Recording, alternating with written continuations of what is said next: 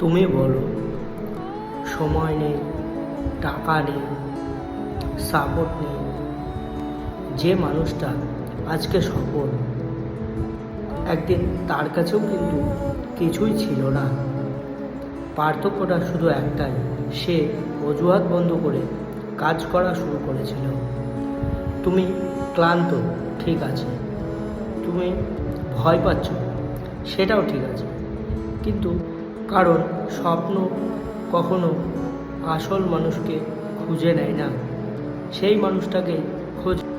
আজকে যদি তুমি এক পা এগোও, তাহলে প্রত্যেক দিন এক পা করে এগোতে এগোতে তাই আজ থেকেই কোনোরকম কোনো অজুহাত না দিয়ে তুমি কাজ শুরু করো। তোমার ভবিষ্যৎ তোমার সিদ্ধান্তের উপরে দাঁড়িয়ে আছে।